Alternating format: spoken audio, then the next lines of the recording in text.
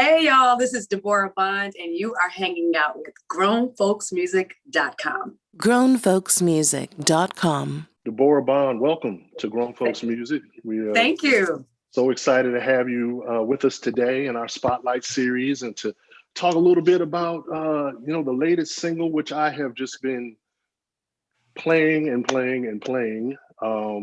It is just, it's a joy. Thank you. The best way I can describe it. I mean, it's radio. It just has such it has a brightness to it and a joy kind of inside the music of what you're doing. And so I just, found out a little bit about how that came together and, some other things, but let's start with radio. Let's okay, radio. Yeah. Got to give props to a dear friend and collaborator named Trey Sorrells. Okay. Trey Sorrells is the producer of the song. He's from Portsmouth, Virginia.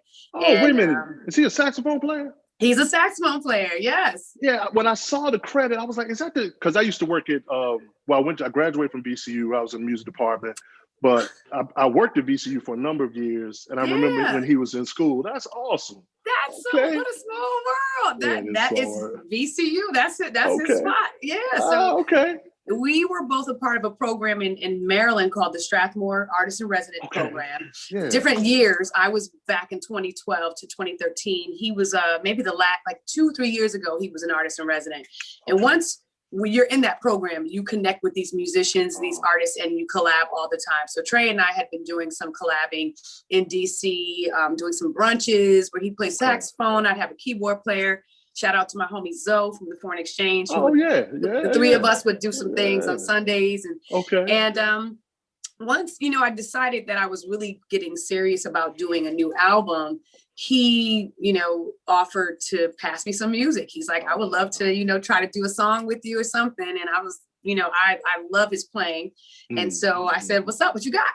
So he gives me this track and it's just simple. It's just piano. When I first heard it, it was just do do do do do do do do do do do. And I was like, wow, that's such a nice melody. And it's so catchy and it I'm into this. So I said, he said to me, that I think I want to just give you something that's just simple and feel good that would rock on the radio. He really was on that. He was like, I just want you to have something for the radio. I'm not trying to be too complicated. And and he had named the song I Heart Radio just as a joke. He was like, you can change it, name it whatever you want to name it. And so I said, no, I'm gonna stick with that theme. I'm gonna stick with the radio theme. And I had a whole story in my mind. True story. I don't get too deep in it, but I joke that radio lyrically is really about it's about an entanglement. Understood. You think Jada Pinkett, you think her controversy, remember she called it an entanglement? She did. Something like that, The beautiful baby represents maybe a little bit of a younger person. Got you. Okay. Playtime is, I love that line. Playtime is over. We can't do this no more. We can't do this no more. And some people really misinterpreted the line, let's lay it down. They thinking they're thinking I'm getting, freaky with it. And I'm just saying that's a studio term, lay the track down, lay the song down. So that was basically playtime is over. Let's stop playing around. Let's do something cool. Let's make some music. Let's lay down this track. So that's where it came from. And I thought that melody was so contagious. You know what I mean? And I just went with it. And really, once it came to me, it just was there. And sometimes for me, writing takes a long time. And this song just came out of nowhere. It didn't take any, it was just so easy and fluid to put together. And I knew when I was done with it, I think this is going to catch people. I hope it stays in their head, So far, so good. Yeah. I mean, I've been, it's been on my morning walk for a couple of days, and it's just Thank you for that. Yeah, it's just, and what I like about it too is that it has such a, even though it's a record, it has such a live feel, with the way the drums hit. And it's just like, so it's not, so it's not locked. It's like, it gives you that punch. Yes. And that is something that I wanted to make sure I stay true with this song, because it's all live musicians. I have to give some love to Corey Fonville. Also, Corey Fonville's on drums, and Brandon Lane, talented.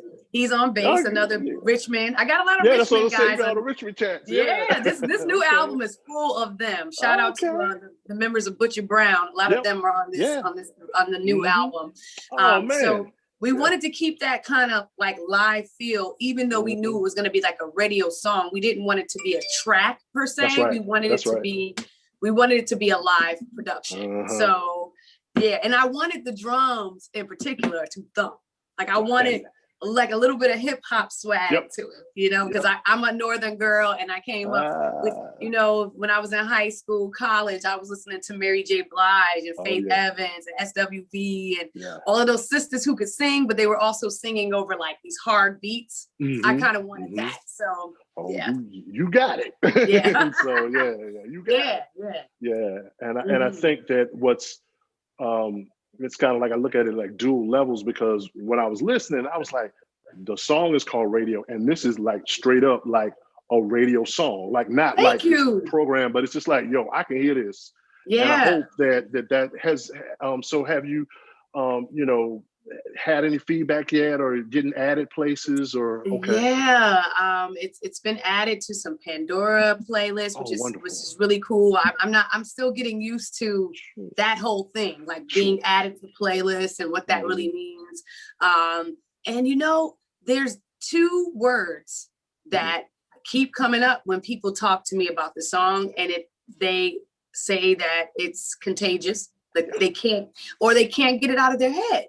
And my mom, I was wondering what my mom would think, because my mom loves my past two records, and she likes, you know, that adult contemporary sound. And she wasn't one to be all into the Mary J. era of stuff. So I was wondering what she was going to think. And she's like, Debórah, beautiful baby. She's like, I just hear that in my head. I love And so the feedback has been really cool. It's been really cool. And I was nervous. I was so nervous to release it. I was really nervous. So it's a blessing to hear such cool feedback.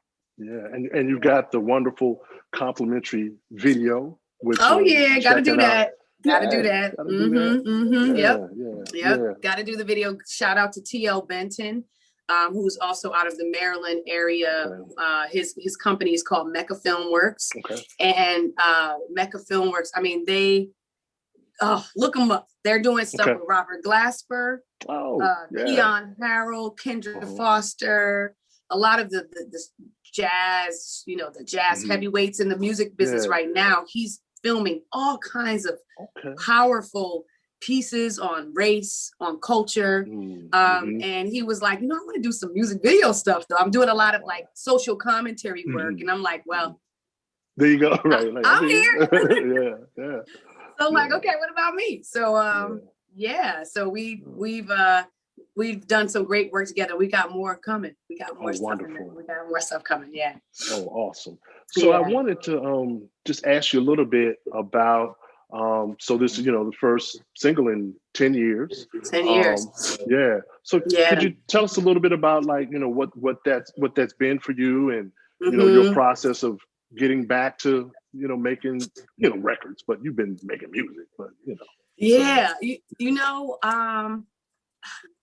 over the last maybe 4 or 5 years, I have had some life shifts happening. A lot of it deals with my band situation, changes in personnel, changes in my love life, changes in where I live. And I found myself kind of wandering musically a little bit over the last couple of years, staying busy and staying active, but pretty much getting kind of caught up in a loop of whatever opportunities could come to me very swiftly and just throw something in my pocket. And, you know, the music business is tough. If you don't have any new music out, it's hard to get any attention. So I was spending a lot of time doing what I call gigs, not shows, which is what I'm used to. I was doing gigs, and I, you know, had been just rocking the DC scene wherever I was needed and singing cover songs. And I started really feeling weary of like the fact that I know I've been doing shows since I started doing music where I'm performing original material and I wasn't getting called for shows. And so that really was the reason why I was like, I got to get a new record out because, you know, that's how the game is played. Like if you have a new product, you're going to get some bookings.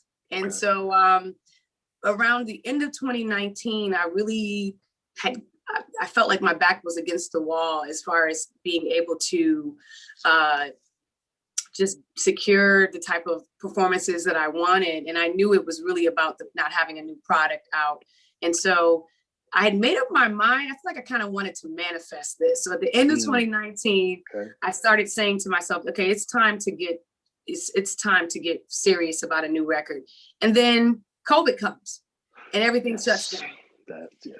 And I'm like, well, I got a lot of time on my hands now because there's no gigs. Whether it's cover gig, there are no gigs. So I, in isolation and in the moment of really just having time to myself, I really kind of bucked up about it. Like I was like, I got to do this. And I started asking around, I decided, and this is real talk, I decided to,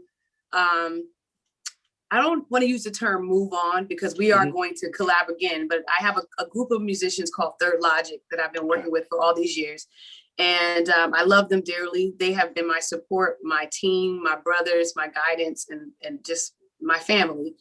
But so much had been happening with us that I decided that I needed to kind of do my own thing. And so I just started asking musicians, like, you got any tracks? Got any songs? Got anything you want to work on? And that kicked things off. And a few here, a few there. Some I was like, okay. I kind of also knew the mood I wanted to set with the next record. And so I sift through things that I felt were fitting or things that weren't. And by probably April of 2020, I just said, it's on. I got a good 8, 9 tracks. I think I'm going to write these. I think I'm going to write songs to these tracks. And I think I'm not going to overthink it. I think I'm just going to get it out of my system, keep it raw, keep it gritty, keep it representing the life I've been living over the last few years, which has been humbled and different. Understand. You know, so that's where I came from. And literally between April and October, May to September, wrote it, literally sat right here and recorded it. Literally, I can reach right here. Love it. And there's a mic. The blue. Okay. And in the blue. And there's a sound. There's a mixing board. There's some studio monitors. There's Focusrite, Apollo, all of these little, these pieces. And Pro Tools. There you go. And, I started just in the wee hours of the morning in isolation, being bored, having my sleep patterns thrown off. Just started coming up with ideas and saying, just sing whatever comes to you. Sing and let it out and put it on a track and see how you feel about it and develop it. And in literally about 7 months time, the album is done. And everyone that's on this record on radio, Corey, Trey's not even playing on radio. Trey's producing radio. He's playing on some other tracks on the album, but they all did their parts at home. All the musicians. So what you hear on radio, none of us were in the room together. None of us. Wow. And I have to give kudos. Kudos to the musicians having their home studios and having the tech savvy, you know how it is. You're doing the same thing at your home right now, just figuring it out, and we put together something really cool. Really cool. I can't wait to hear the rest because I'm like, 2 weeks away. I can't believe it. I can't believe it. I really can't believe it. Yeah. And I wanted to go back because you said something, and of course, sometimes I'm not linear, but anyway, I wanted to go back real quick to something you said, because that's another thing that stuck out to me in radio. So you talked about development, and one of the things that I really enjoy about the arrangement and the production is you start here, and then as it progresses, you add the harmonies on the second go round, then you do an inversion, and it's just like, this is development. So I just wanted to ask you about your approach to that, your thoughts about that. You seem like someone who, is not until it's right, which I love. I'm the same way. So yeah. Yeah, radio was special because radio was easy, and that's not me.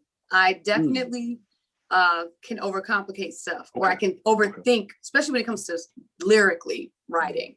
I took a very simplistic, easy route with that particular song. I followed the music. I literally all of the what I call the B section or the pre-chorus. It's a shame for us. When Trey started developing the song, he said, "Okay, here's a little bit more I added," and I heard, ba ba ba ba da da da da.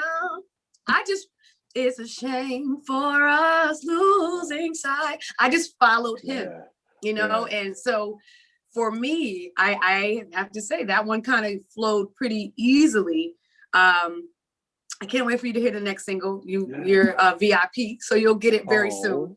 I think I really would love to hear your. Now that I really know how much. I mean, I knew you were a music person. Yeah. I mean, come on, grown folks. I can't wait for you to hear the new single because it's a little bit more of a complicated song. Brandon Lane produces that song, and it has more of a. Brandon is an Earth, Wind, and Fire junkie. So this one, the next single has horns, and it's it's a very different song than Radio. Radio was very calculated. I wanted the first song to just get me back out there and get me back out there where you could just absorb it. And but the next one I will say are for the music head. And that one was a little more interesting for me to write. I did have to think it through and take my time. And yet again, I followed a few of Brandon's leads, but I just really I study so much music just because I'm a lover of it. I listen to. I'll go out any given day. It'll be like I'm looking at my record collection right here, and I see Jim Hall and John Carter duo, and then on the right next to it, I see the Shana Nas, So that's range. That's what I mean. And then there's the Emancipation album, and Patrice Rushen. So there's Annie Lennox and the Eurythmics. So all of that stuff helps me kind of develop my writing ear and my melodic ear. So I just kind of decide once I get a feel for the music, what direction, what am I emulating? Who am I pulling influence from? I'm never afraid to say everything I do is from something else. It's an influence. Even down to on radio, there's a background where I say, I know this much is true. And it's really a lend to, I know this much is true. Spandau Ballet. Ballet. So, I'm into that kind of a thing. So that's how I develop where I'm going to go musically. It definitely starts with hearing the music and what it makes me feel and where I can immediately think, okay, for this one, I'm really going for Janet. Or for, this one I'm really going for Shaka, and that's how it begins. Oh, wow. I love that. And really, anticipating, listening, hearing the new one. And as you know, Brandon comes from a musical family. I played a couple of gigs with his dad, Hannon Lane. He's on the new single. There you go. He's in the horn section of the new. What a small world, Hannon Lane. That's right. He's raised a good boy. Brandon is my executive director on this album. Brandon produced 4 of the 9 tracks. Oh, wow. And also helped me make sure I recorded myself properly. He has skills from engineering to production to playing that bass and being funky as he want to be. His Instagram handle is Old Soul. He really is an old soul because I'm a lot older than him, and our musical taste is quite similar. So I was very honored to know that I have Mr. Hannon Lane on the horn section. I'm just like you said, a small world, and I spent 15 years of my life in Richmond, and it is it's an amazing place. As far as I'll tell anybody, I was like, I played, but until I went there, and it's a cat on every corner. It's like, okay, you better learn. DC is like that too. DC is like that too. When I moved here, it was like, it was like the mecca of bands in the 90s. I moved here in the 90s, and it was like Fertile Ground, Define Nature. It was all these bands and like bringing it. Yazara, Eric Roberson. They were all at Howard, like, woo! I mean, and so it made you step your game up. And I'm thankful that I had that kind of experience right at the gate, like a little bit of a like, how are we gonna we gotta one each other up. We gotta show up, So it to me, it bred a bit more of a professionalism and a serious respect for being on stage and for performing the music. So that's real. Yeah. And you have linked up with matter of fact, this wonderful gentleman celebrated a birthday yesterday, and got to interview him last summer. But you linked up with Bluey from my musical Papa Bear is what I call him. That dude. Yeah. Oh, what a gift to music Bluey truly is. My band, Third Logic, we were like sweating Incognito. You know what I mean? Like those old school terms, we were sweating them. And when I was in college, right out of college, Positivity album, all of that. Mesa, I was so into them, and I was lucky enough to have been, I have a background in journalism, radio, and doing that kind of a thing. And so I had been doing kind of the flip side, kind of what you're doing. I was doing that with the Capitol Jazz Cruise and the Capitol Jazz Festival, and Sirius XM Radio had given me the opportunity to meet and interview artists. So I was on the Capitol Jazz Cruise, and Incognito was on there, and I followed them wherever they performed. I was in the audience. They did this whole like workshop thing where they kind of did some spontaneous creating. I was right there in the front row. I know that's right. When that workshop was over, I ran up to Tony Mumrell and I ran up to Bluey with Day After in my hand and a sampler of Madame Palindrome before it even had come out. And I was just like, I'm a fan. I just love you guys. Can I pass you my music? I don't want to. And I gave that music to Bluey, and who would have thought maybe a year or so later, they were getting ready to release another album, and they came to Sirius XM Radio to do an interview, and I met Bluey in the lobby. He tells his story whenever we perform together. I met Bluey in the lobby. I was like, hi, I'm going to bring you up to the studio. I was running the board for his interview. I wasn't even interviewing him. I was doing production at Sirius XM. And he was like, wait, Debórah? You Debórah Bond? You got a new record? Madame Palindrome, I love it, record. No, he crack up here, let me tell you. And I was so shocked that he had, one, listened to the first record, but then two, he knew about the new one. And so he was like, you're here to take me up? And I was like, yeah, I'm gonna bring you up. You need some tea, you need coffee, what you need. He was so tickled by the fact that I was like working. Because he was like, I would have thought you were like this artist on the road. And I was like, no, man, I got a day job. No. And that day, behind that board, it's on film, it's on tape to this day. Bluey sitting on the other side with Mesa and with Lily, who was on Watercolors radio station. And he just kept looking at me like, this is so funny that you're here. So on tape, he goes, I love what you do. I made my band study your record. Oh. He was like, you want to be on the next Incognito record, you think? Yeah. I don't have to think. No brainer, and I had to keep my composure all behind the soundboard. I'm like, I'm going crazy. I'm so excited. And I did think it was going to be industry talk. I thought he was going to say that. Sure. Yep. Maybe 8 months later, he sends me this track and he says, I got an idea. I want you to write something. And Bluey does most of it, the writing, even down to Deep Waters, their biggest hit. Bluey is a beautiful songwriter. Yeah. He said, I love your writing. I want you to write this. You do what, and that's an honor because usually he's the one that's going to write. One day I had a conversation with my mom and we were on the phone encouraging each other. We had a beautiful conversation where we were just talking about shifting our frame of mind and thinking positively just to help us get by, help us get through the day. Mm-hmm. And when I hung up the phone with her, I was looking out my window and the sun came in really bright and I felt so like shifted and my mood went from kind of down to up. Mm-hmm. I see the sun shines a little brighter. And I wrote the whole song right then. I see the sun shine. And I demoed it, sent it to Bluey, and he sent me the most awesome email. He was just like, this is a part of who you are. You are sharing your beautiful soul with us through this song, I See the Sun. And that's how I ended up on Incognito record. And then the next thing you know, he's like, you want to go on tour next year? World tour. And my first time ever doing that with them. And it was not a joke. They don't play around. Their shows are serious shows. Yeah. And here we are. Now I'm releasing my album on his label. I mean, wow. That's just... I just am thankful for him. And I'm thankful for what he believes in when it comes to music. He really believes in me. And I'll tell you, in America, it's hard.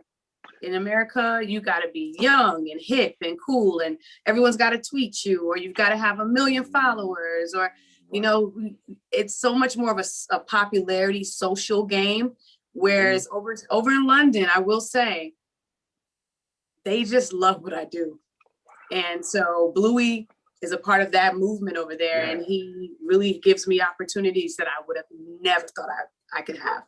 So for my record, my first record in 10 years to drop on his label, it's just endless honors. I'm just honored, really. Yeah. What an amazing story. And that just speaks to the power of music and connection. And, and you know, I think that whoever's listening, and especially like, you know, there's younger folks just working their way through whatever, just to hear that, because you were ready. Yeah. I mean, that's the thing. You put in the preparation. I had been working a day job. I mean, I had been working at SiriusXM for 9 years while jumping on the road with the Foreign Exchange, doing shows with my own band, singing jingles for another company out of Amsterdam. I mean, I was working with the DC Grammy chapter on the Board of Governors. Yeah. I was just grinding really hard. And at the end of 2015, I decided I needed to leave my job and I needed to do this full time. Okay. And shout out to Mark Ruffin, who is a part of this station, Real Jazz on SiriusXM. Okay. He was one of my bosses at the time. And he was like, you got to go. He was like, what are you doing here? You got to jump and make that leap. And the moment I did, at the top of 2016, I ended up in Qatar doing Jazz at Lincoln Center residency. Then they invited me back that summer. And then Bluey invited me on a world tour that fall. All of 2016, I was probably in about 6 different countries. I was ready. To go. Yeah. So I when I do mentoring or vocal coaching, I try to instill that ethic in my students. You don't try to do this easy way thing that the social media will gear you towards, which is, let me just get a lot of followers and let me not work on my craft. Let me not really be strong. Let me just see how popular I can get. Because when they throw you on the stage and you can't hear yourself, or your voice is tired, that social media is not going to give you the experience to be ready for these tours and these, or the business part of music. So, you know, I really, with my folks, I'm like, you're going to learn that, you know, this is not a very easy, forgiving business in music. It's a tough business, and you got to have thick skin. You got to be ready for criticism, and you have to have a strong body and mind. And so I'm thankful that when Bluey gave me that call, I was pretty ready by that point. Yeah. That's so awesome. Yeah. So we often do this as part of our interviews, where we ask a simple question, which is what is your definition of grown folks music? When you hear that term? There's always a level of sophistication to grown music, whether it's grown funk or grown rock or grown jazz. There's always some level of sophistication in the approach to the musicianship, to even if it's a catchy, clubby grown song. And there's lots of that. One of my joint, Bernard Wright, who do you love? You know, that's grown. But it's catchy and simple too. There's always some kind of there's thought behind it. There's a little thought, even if it's deliberate simplicity, if that makes sense. Oh, yes, it does. Yeah, you know, I like there's that. always some thought behind it.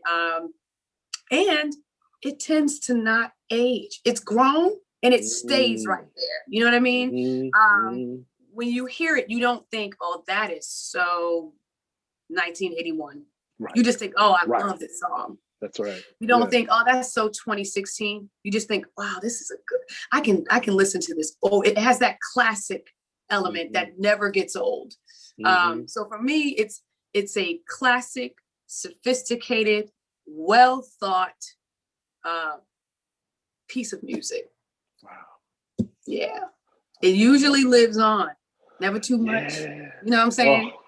Kids love Never Too Much, and they ain't even grow up with it. I have students who love Never Too Much, or Beat It, or Off the Wall. People love Michael Jackson because it was classic music, even though it was pop. It's to me, it goes in that grown, because it was Quincy and Rod. You had these strong musicians and strong producers that put some thought behind it, and to me, that's real grown. When you're a little young, you're a little wild and free. You figure it out. But when things get grown, they get a little bit more sturdy and a bit more grounded in the sound. So, yeah. Oh, that's wonderful. I like that. I'm going to have to. Run with it. I have to run with that. Well, this is the part where we give you an opportunity to, shout out the places that folks can catch up with you. If you have any, well, we're all working on that, obviously, when we can go back out and play more. But if you have some things brewing, but anything that you want to shout out, this is your opportunity. All things Debórah Bond. That's what word. Well, the album is called Compass, Volume 1. There's no volumes, just Compass 1, representing me finding my way to the music, finding my way in my life. This album represents this moment. That's why I named it just one, because the second one may have a whole nother energy. It will be on all digital platforms on March 5th. There are some special goodies I have in store that come along with that album. I'm not even gonna say too much. I like a little surprise. I'm on all social media. I'm out there working I'm a journalist. So to me, it's like journalism. At Borah, BORAH BOND on Twitter, at Debórah Bond on Instagram, BORABOND, DebórahBond.com, where you could also see some cool music videos, and you can also schedule if anyone's interested in mentorship or vocal coaching. I have a scheduling page on my website, www.facebook.com/Debórah Bond or Debórah Bond Music. I have 2 pages.